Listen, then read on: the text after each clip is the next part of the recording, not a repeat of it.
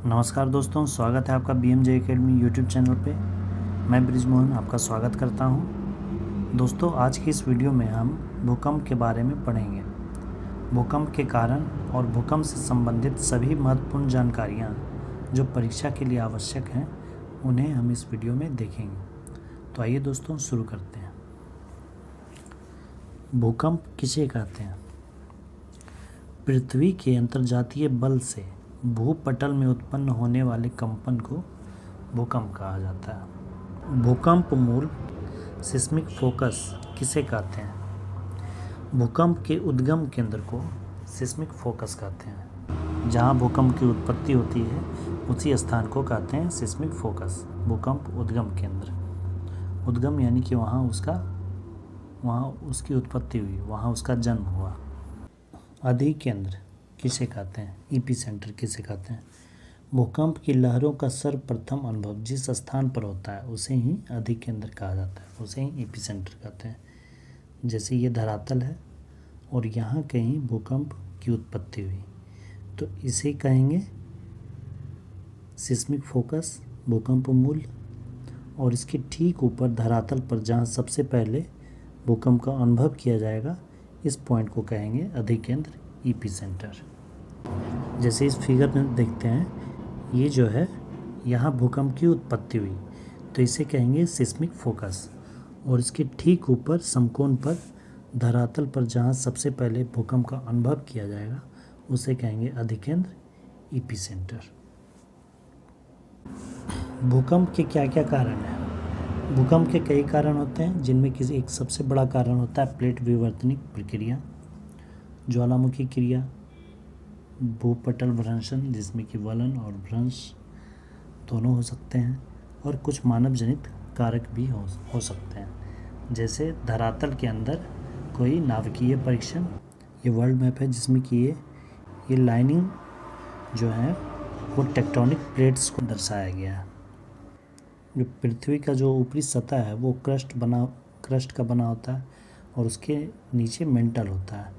तो क्रस्ट और मेंटल पृथ्वी की शीर्ष सतह होती है ये, जो कि मिलकर एक पतली त्वचा जैसी बनाती है जिसे लिथोस्फीयर कहा जाता है। ये लिथोस्फीयर कई टुकड़ों से बना होता है जिसे कि टेक्टोनिक प्लेट्स कहा जाता है। यही टेक्टोनिक प्लेट जब आपस में एक दूसरे से टकराते हैं तो ये जो नॉन स्टॉप मूवमेंट है उसी के कारण क्रस्ट पर तनाव पड़ता है, और वही तनाव जब ज़्यादा हो जाता है तो वह दरारों में बदल जाता है जिन्हें कि फॉल्ट कहा जाता है। और ये टेक्टोनिक प्लेट्स जब मूव करती हैं तो ये फॉल्ट लाइन के मूवमेंट का कारण बनती है, और यही फॉल्ट लाइन पर पृथ्वी के क्रस्ट का अचानक मूवमेंट भूकंप का कारण बनता है। अगला है समभूकंपीय रेखा किसे कहते हैं? आइसोसिस्मल लाइंस। भूकंप केंद्र के चारों ओर समान भूकंपीय तीव्रता की खींची जाने वाली रेखाएं समभूकंपीय रेखा कहते हैं।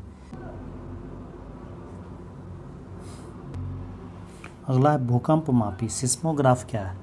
भूकंपीय तरंगों को मापने वाले यंत्र को सिस्मोग्राफ कहते हैं। भूकंप की तीव्रता का मापन किस स्केल से किया जाता है? तो सबसे फेमस है रिक्टर स्केल, और एक रोसीफेरल स्केल और मर्केली स्केल है। तो सिस्मोग्राफ यंत्र हुआ और स्केल रिक्टर स्केल। ये दोनों भी है, रोसीफेरल भी और मर्केली भी। भूकंपीय तरंगों को कितने भागों में बांटा गया है? यह 3 भागों में बांटा गया है। प्राइमरी वेव्स प्राथमिक तरंगे, सेकेंडरी वेव्स द्वितीयक तरंगे, और लॉन्ग वेव्स धरातलीय तरंगे। प्राइमरी वेव्स प्राथमिक तरंगे क्या होते हैं? प्राथमिक तरंगे ध्वनिक तरंगों के समान होती है।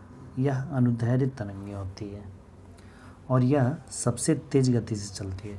इसकी गति 8 से 14 किलोमीटर प्रति सेकंड होती है, और यह ठोस, द्रव और गैस सभी माध्यमों में गमन कर सकते हैं। इसलिए पृथ्वी के केंद्रीय भाग से सिर्फ प्राइमरी तरंगे ही गुजरती हैं। सेकेंडरी वेव्स क्या होते हैं? सेकेंडरी वेव्स को हिंदी में द्वितीयक तरंगे या गौण तरंगे भी कहते हैं। ये अनुप्रस्थ तरंगे होती है। यह तरंग केवल ठोस माध्यम में ही गमन करती है और इसका वेग लगभग 4 किलोमीटर प्रति सेकंड होता है। चूँकि सेकेंडरी वेव्स केवल ठोस माध्यम में ही गमन करती है, इसलिए ये जो सेकेंडरी वेव्स हैं वो पृथ्वी के कोर में नहीं पहुंच पाती, ये बस यहीं से मुड़ जाती है और यहीं टकराती हैं, जबकि प्राइमरी वेव्स कोर को भी पार करके निकल जाती है। लॉन्ग वेव्स धरातलीय तरंगे क्या होते हैं? इन तरंगों का भ्रमण पथ पृथ्वी का धरातलीय भाग ही होता है। इन तरंगों को लॉन्ग वेव्स इसलिए कहा जाता है क्योंकि इनका भ्रमण समय अधिक होता है और यह सर्वाधिक दूरी तय करती हैं। यह केवल धरातल के पास ही चलती है। धरातलीय तरंगें सबसे अधिक विनाशकारी होती हैं क्योंकि इसकी तीव्रता सबसे अधिक होती है। जब भूकंप की उत्पत्ति होती है फोकस पे और यह सबसे पहले अधिकेंद्र पर यह अनुभव किया जाता है, तो वहाँ से एक लहरें इस तरह से ये लहरें उत्पन्न होती है जो कि धरातल पर ही चलती है, पृथ्वी की सतह पर ही ये तरंगें चलती है और इस तरह से ये एक लंबी दूरी तय करती है, जिसके कारण कि यह सबसे अधिक विनाशकारी होती है और इसकी तीव्रता भी सबसे अधिक होती है। रिक्टर स्केल का आविष्कार कब और किसने किया था? चार्ल्स रिक्टर ने 1935 में रिक्टर स्केल का आविष्कार किया था। यह पैमाना लॉगरिथम पर आधारित है। धरातलीय तरंग लॉन्ग वेव्स की खोज किसने की थी? लॉन्ग वेव्स की खोज HD लव ने की थी, इसीलिए इन तरंगों को लव वेव भी कहा जाता है। सुनामी क्या होते हैं? अंतःसागरीय भूकंपों द्वारा उत्पन्न लहरों को सुनामी कहा जाता है। भूकंप के फलस्वरूप समुद्र क्षेत्र में उठने वाली ये तरंगें ऊंची उठती लहरों के साथ तटीय क्षेत्रों में भयानक नुकसान पहुंचाती है। सुनामी शब्द जापान से लिया गया है, जिसका अर्थ होता है, सु का अर्थ होता है बंदरगाह और नामी का अर्थ होता है तरंग। विश्व में भूकंप की कितनी प्रमुख मेखलाएं हैं? तो 3 प्रमुख मेखलाएं हैं। पहला प्रशांत महासागरीय मेखला, दूसरा मध्य महाद्वीपीय मेखला। इस मेखला में पिरेनीज पर्वत, आल्प्स पर्वत, हिमालय पर्वत और म्यांमार की पहाड़ियाँ और द्वीप समूह शामिल हैं। और मध्य अटलांटिक मेखला में। तो ये थे दोस्तों भूकंप से संबंधित सभी महत्वपूर्ण प्रश्न और उनके उत्तर।